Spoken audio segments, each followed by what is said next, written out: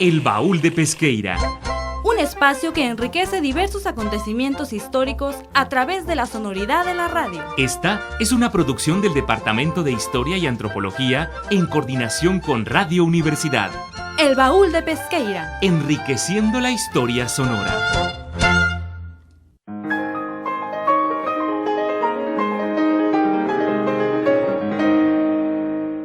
Muy buenas tardes, radioescuchas. Sean bienvenidos una vez más a su programa El Baúl de Pesqueira. Los saluda su compañero Daniel Montaño y en esta emisión les hablaremos del cine mexicano en sus etapas de los 70s hasta la actualidad. Los invitamos a que se queden con nosotros. Para comenzar, Jorge Lares nos explicará lo que fue el cine de ficheras. El Baúl de Pesqueira guarda información y datos relevantes y curiosos de gran interés. Y hoy la presenta a través de Cajita de Madera. Una de las etapas más controversiales en la historia del cine mexicano, tanto por su temática, pobre calidad y desaprobación de la crítica, es sin duda el llamado cine de ficheras, el cual fue un género propiamente mexicano explotado por la industria del cine nacional durante la segunda mitad de la década de los 70 y la década de los 80. Este género abordaba de manera, en ocasiones melodramática y en otras cómica, la vida nocturna en las ciudades, teniendo al cabaret como escenario principal. Los personajes principales son aquellas hermosas mujeres que gracias a sus artes y encantos logran ganarse el corazón de los hombres que se enamoran perdidamente de ellas. El término fichera se refiere a las mujeres que acudían a los cabarets en los que trataban de entretener y retener a los clientes con el fin de que consumieran alguna bebida, ya que al consumir algo el cliente le era entregada una ficha al final de la jornada que era canjeada por dinero. El salto al cine de estos personajes se debió a la caída del cine nacional apoyado durante el sexenio de Luis Echeverría, en el que los proyectos de cine de protesta de varios directores mexicanos vieron la luz. Con la llegada de López Portillo a la presidencia, las cosas cambiaron, ya que se dejó de apoyar a los mencionados directores ante la caída del presupuesto destinado al cine. Además, el presidente López Portillo designó a su hermana Margarita López Portillo como directora de la Comisión de Radio, Televisión y Cine, RTC, en cuya gestión no se apoyó la industria fílmica, aunque se tenía planeado que el cine volviera a su época de oro y que directores extranjeros grabaran en México. Fue en este contexto, el de la caída del cine apoyado estatalmente, que compañías independientes o privadas comenzaron a realizar cine de más bajo presupuesto como el cine de ficheras. Los antecedentes o inspiraciones se encuentran en el cine de rumberas y en las comedias eróticas italianas. El cine de rumberas fue un género típicamente mexicano, surgido durante la época del cine de oro que, cito, privilegió melodramas de temas sórdidos, retrataba cabarets, hoteles y el arrabal al ritmo de melodías urbanas de moda, mujeres hermosas en poca ropa y bandas de gángsters. Rosa Carmina, Amalia Aguilar, Meche Barba, María Antonieta Pons y Ninón Sevilla fueron las protagonistas, dueñas de una belleza sin piedad y de un sex appeal inusitado. Fin de la cita. Sin embargo, fue censurado debido a los ataques de grupos conservadores como la Liga de la Decencia y por parte del gobierno de la Ciudad de México, encabezado por el hermosillense Ernesto Uruchurtu, que se dedicó a regular y prohibir la prostitución y los espectáculos y diversiones que tuvieran que ver con temáticas o insinuaciones sexuales.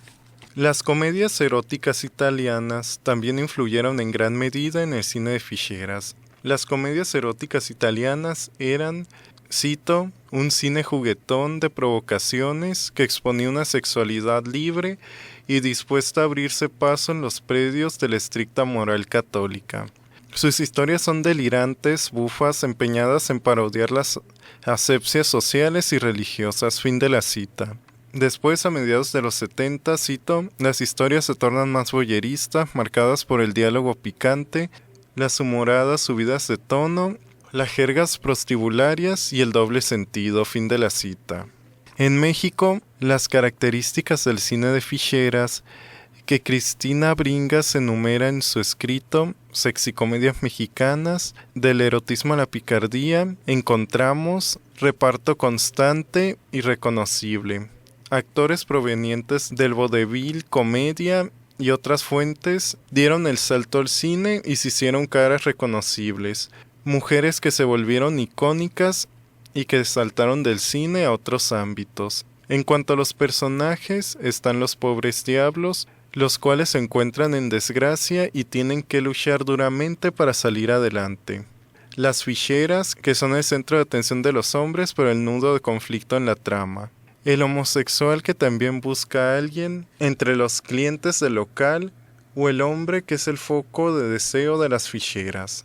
Otras características son los desnudos frontales, las secuencias de sexo, sin caer en lo pornográfico o lo explícito, la comedia presente en este tipo de cine, a diferencia del cine rumberas de naturaleza melodramática, la abundancia de albures y dobles sentidos, la acción que se desarrolla en un bar, y títulos donde se hace mención a las profesiones de los protagonistas o a las ficheras. Algunas de las intérpretes que figuran en este cine son Sasha Montenegro, Lin May, Wanda Zeus, Angélica Chaín, Grace Renat, Lina Santos, Rosy Mendoza, Carmen Salinas, Maribel Fernández. Entre los actores destacan Alfonso Sayas, Jorge Rivero, Rafael Inclán, César Bono, Alberto Rojas, El Flaco Guzmán, Pedro Weber Chatanuga. Entre los filmes destacan Bellas de Noche, considerada la primer película del género, basada en una exitosa obra teatral titulada Las Ficheras, Noches de Cabaret, Las Cariñosas, El Vecindario, La Pulquería, Las Vedettes, El Día de los Albañiles 1 y 2, Sexo, Sudor y Lágrimas, La Torta Caliente, El Sexo Me Divierte, El Sexo Me Da Risa, Las Tentadoras, Muñecas de Medianoche, La Taquera Picante, Piernas Cruzadas, La Vida Difícil de una Mujer Fácil o Diario Íntimo de una Cabaretera. El cine de ficheras culminó debido a la desaparición de los cabaret que fueron sustituidos por los table dance y al nuevo auge dado al cine mexicano en los años 90, lo que vendría a derivar en el llamado Nuevo Cine Mexicano. Para el Baúl de Pesqueira, Jorge Alfonso Lares Miranda.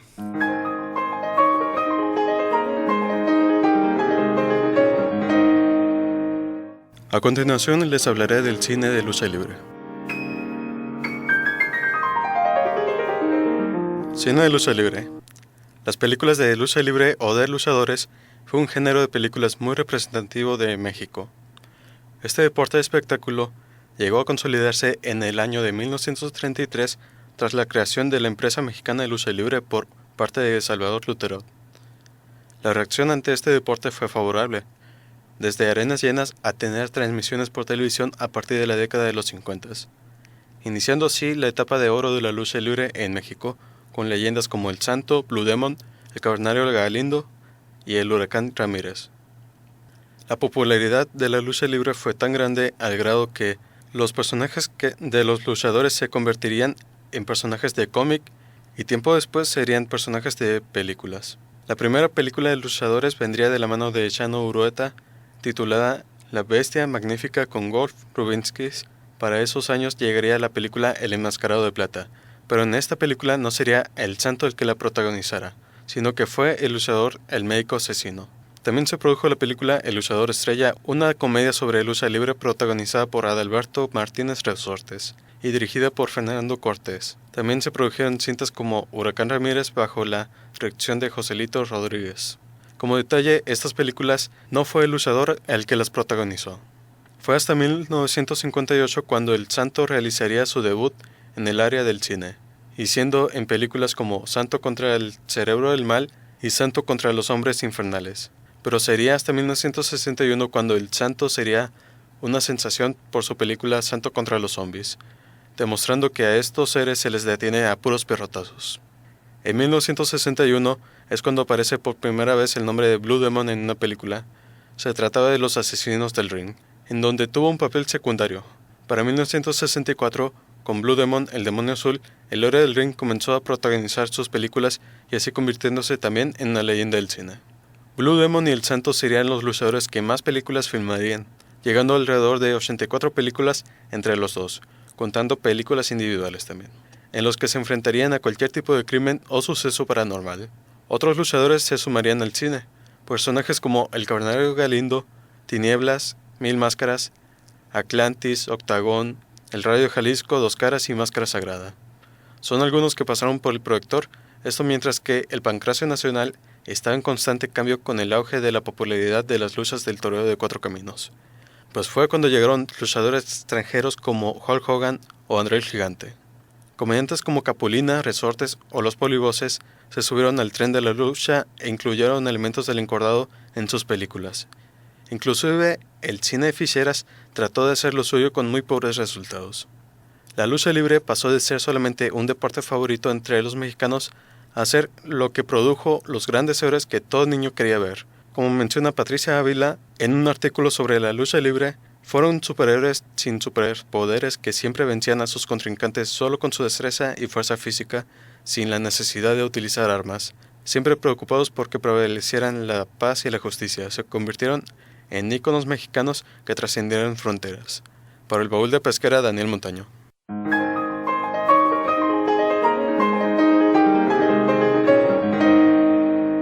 Ahora les hablaremos del cine juvenil en colaboración de Iván García. La sociedad mexicana tiene una amplia gama de características que la diferencian del resto del mundo, empezando por la gran variedad cultural que se puede encontrar dentro de un sector determinado y enfocándonos en la juventud mexicana. Las tradiciones y costumbres se amplían aún más.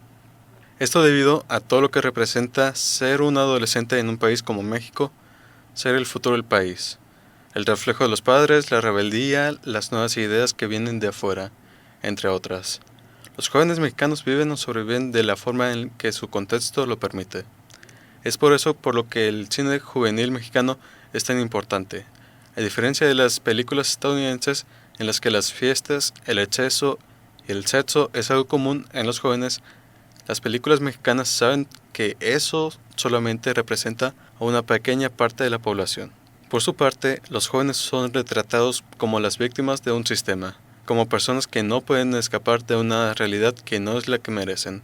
Aunque nos encontramos con algunas joyas del cine mexicano como lo fue 5 de chocolate y 1 de fresa de 1967, protagonizada por Angélica María, esta nos presentaba la rebeldía de los jóvenes hacia las normas y autoridades, pero no se mostraba más allá de este hecho. Sin embargo, el grueso del cine juvenil aparece durante la primera parte de la década de los 2000. Algunos de los filmes que representan el cine juvenil mexicano son Y tu mamá también, y Temporada de Patos, la primera ambientada en un par de amigos de toda la vida hasta que conocen a cierta mujer que los llevará a pelearse. Aunque se escucha como una trama trillada, lo que verdaderamente impresiona son los contextos de las vidas de los dos protagonistas dentro de un México que se acercaba a un gran cambio político y de cómo las grandes corporaciones empezaban a crear negocios que dejaban fuera a pequeños negocios. La segunda película, Temporada de Patos, tiene un contexto un tanto extraño. Nos encontramos con dos amigos que pretenden pasar la tarde del domingo perfecta dentro de un departamento, pizzas y videojuegos. Pero sus planes se ven arruinados cuando por un fallo eléctrico se quedan sin luz. La pizza llega tarde y una vecina pide la cocina para cocinar un pastel. Los cuatro quedan atrapados en una situación absurda dentro del departamento, pero terminan entablando relaciones personales al expresar sus problemas internos. Cada uno nos muestra sus problemas y cómo estos deben ser ignorados debido al estilo de vida que existe en México. Estos y muchos filmes más nos presentan al cine juvenil mexicano como un medio que representa los descontentos y la vida diaria de los jóvenes mexicanos, y de cómo ésta se moldea a partir de los problemas que se viven en la sociedad, haciendo hincapié principalmente en los problemas económicos y la represión por parte del gobierno. Para el Baúl de Pesquera, en colaboración de Iván García, Daniel Montaño.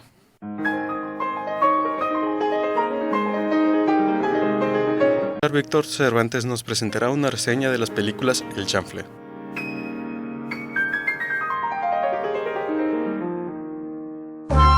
El séptimo arte, la literatura, la música y toda expresión artística y cultural también son historia. Y siempre serán motivo de recomendación en La Rosa de los Vientos.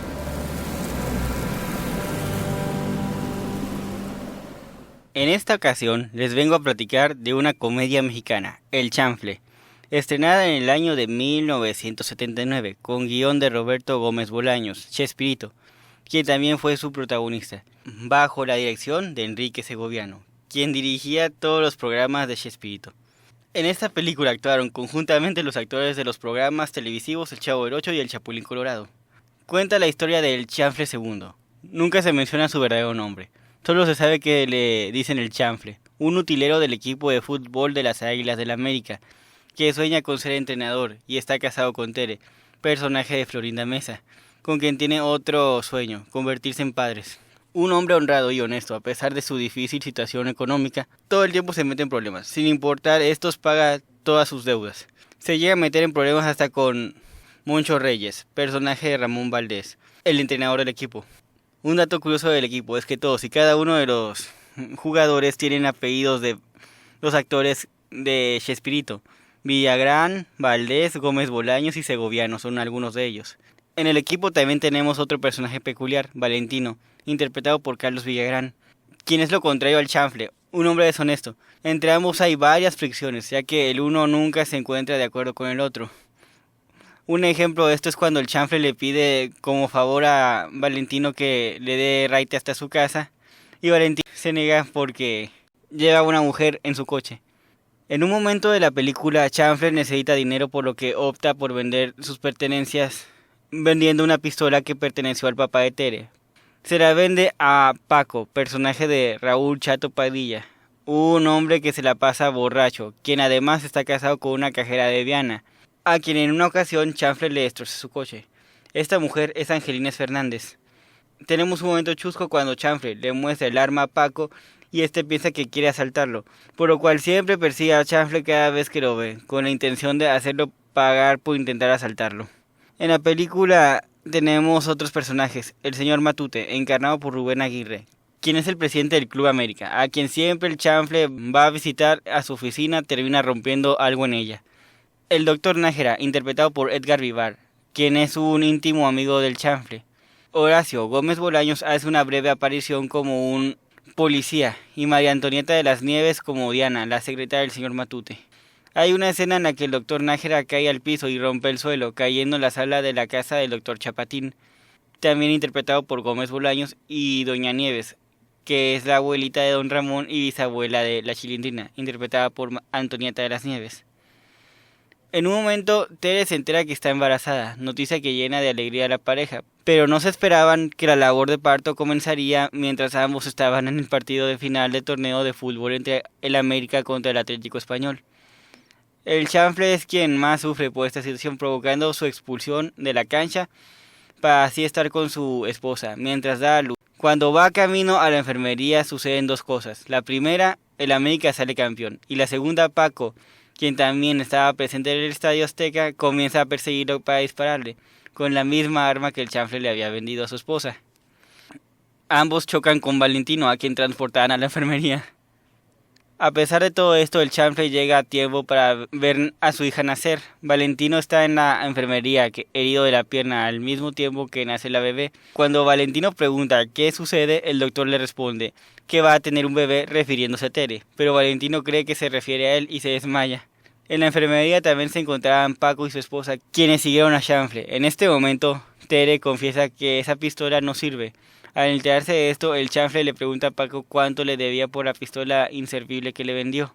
La película termina con el Chanfle junto a su esposa e hija en la oficina del señor Matute, donde están con el mismo señor Matute, el doctor y el entrenador Reyes. Estos últimos le dan la noticia de que se ha retirado de su puesto como utilero, ocupando ahora el de entrenador de la sección infantil del equipo. El mismo Reyes es quien lo recomienda, afirmando haber reflexionado sobre las actitudes del Chanfle. Cuando el Chanfle intenta firmar el contrato, termina destrozando todas las cosas que hay en la oficina, El señor Matute, viendo su oficina destruida, termina por romper el único objeto que no se rompió, la copa que tiene en la mano, apareciendo la palabra fin cuando el chanfle se vuelve a tropezar, en esta ocasión con el cristal de la pantalla. En 1982 se estrenó la segunda parte de esta historia. En esta ocasión fue Roberto Gómez Bolaños quien escribió el guión y dirigió la película. El reparto volvió a ser el de la primera película, con la ausencia de Carlos Villagrán y Ramón Valdés, pero contando con la actuación del comediante Sergio Ramos el Comanche como el señor Cejudo. En esta película el chanfle logró sus dos sueños, tener un bebé y ser entrenador de fútbol. Iniciando cuando se acercaba el 8º simposio del Club América, el señor Matute le dice al chanfle que puede ir en compañía de su esposa Tere y su hija Teresita. También asisten la nueva secretaria del señor Matute, Angelina Fernández, ya que Diana dejó el trabajo por vergüenza tras haber robado dinero del club por necesidad. Pero Diana también asiste acompañada de un hombre al que siempre le dice el jefe, Horacio Gómez Bolaños, un hombre que amasó su fortuna mediante el contrabando. Cuando Diana le dice que no le podrá pagar lo que le debe, él le menciona que sí puede hacerlo, solo con un trabajo. La nueva secretaria también lleva a su esposo Paco al simposio en Tasco. Al llegar, Diana lleva a cabo el trabajo que le dio su jefe: entregarle a un contacto de contrabando un balón de fútbol en cuyo interior había unas joyas con valor de $25,000. Dicho balón le fue entregado al señor Cejudo, un entrenador que contrataría de nuevo al América antes de abordar el avión en Buenos Aires. Diana tendría que quitarle el balón al señor Cejudo y entregárselo a El 15, otro contacto contrabandista, pero al no conocerse en persona, este le dice a Diana por teléfono que se encontrarían en la piscina del hotel de Tasco y que utilizaría un sombrero blanco con plumas negras para que lo reconociera. Llegado el momento, el 15 tropieza con el chanfle, quien tenía puesto un sombrero blanco, pero sin plumas, que le había regalado Tere. Se cambian de sombrero sin darse cuenta y Diana lo ve y le dice una clave sobre un tal bulto negro, pero el chanfle no entiende lo que ésta le quiere decir. Diana llevaba escondido el balón abajo del vestido, por lo que tenía aspecto de embarazada. En otro lado de la piscina, Tere traía otro bulto con los pañales sucios de su hija Teresita. El contacto lo identificó como el bulto, llevándoselo y entregándole a Tere los $25,000 que era la ganancia pactada. Las claves eran, primero, la de Diana, cito: tengo una muñeca vestida de azul, cierro cita, a lo que el 15 respondería, cito: soy la flor silvestre que marchitó el olvido, cierro cita. Total que todo volvió a confundirse. El balón acaba en una carola para bebé. El chanfle la toma creyendo que era el garrito de su bebé. Después de una discusión de quién es el bebé de quién, el señor Cejudo le quita el balón al chanfle creyendo que este se lo había robado, mientras que el 15 se lleva la carriola en donde va la pequeña Teresita, creyendo que en su lugar estaba el balón con las joyas. Al darse cuenta de su confusión, el 15 regresa a la carriola con la bebé. Ve que el señor Cejudo tiene el balón con las joyas y se lo quita a la fuerza cuando se lo estaba llevando a su auto. Diana choca con él, ambos se dan cuenta de que se habían confundido a sí mismos, pero como el 15 chocó con Diana, esta le da una cachetada provocando que este suelte el balón, el cual se va rodando por el estacionamiento, llegando a manos de Paco, quien estando borracho cree que era un bebé y se lo llevó como su hijo. Diana se arrepiente de lo que hizo, busca al señor Matute. Este reporta todo lo que sucedió al comandante de policía. Convocaron a una junta de emergencia a la que el chanfle no quiso asistir, pero va Tere en su representación. Habían acusado al señor Cejudo de haber metido las joyas en el interior de un balón de fútbol. Diana seguía pensando que el chanfle era el contacto, pero el señor Cejudo identificó a quien le había robado el balón, el mismo hombre que le compró los pañales sucios a Tere.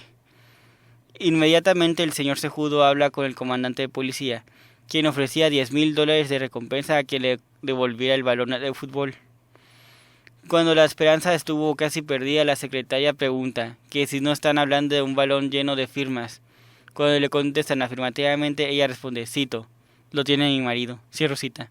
Después de esto tenemos una escena chusca, donde todos los personajes corren en busca del balón, lo encuentran y va pasando de las manos de uno a otro, hasta que Paco metió el balón a un carrito de bebé y el chanfle cae dentro, pero por su peso el carrito se va de bajada y nadie lo alcanza, ni siquiera intentan hacerlo. En el transcurso de esto, Tere pierde sus sandalias. Una de ellas la pateó para ir más rápido por el balón, dándole con ella al doctor Nájera en la cara. Y la otra la perdió al patearla, pegándole en la cara al jefe de los contrabandistas, quien cae dentro de una fuente. En el recorrido del chanfle, dentro del carrito con el balón, aparece el doctor Chapatín, corriendo para escapar de él. El chanfle llega hasta el pueblo, donde finalmente la carriola se detiene, quedando muy lesionado. Después de que el doctor Nájera la locura, Tere le paga al doctor con el dinero de la recompensa que le dieron por haber entregado el balón. Pero el doctor dice que los miembros del equipo no tienen nada que pagar y le regresa el dinero a Tere, quien al tomarlo deja caer el chanfle de su silla de ruedas rodando por las escaleras. Es aquí donde aparecen las palabras fin. Para el baúl de Pesqueira, Víctor Cervantes.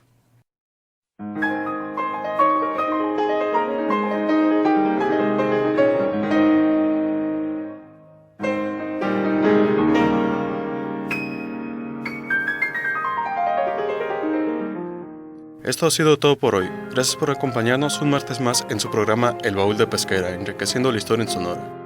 Los invitamos a sintonizarnos todos los martes a las 5:30 de la tarde por Radio Universidad. De parte del equipo del Baúl de Pesquera se despide de ustedes Daniel Montaño. Hasta la próxima emisión, que tengan una buena tarde.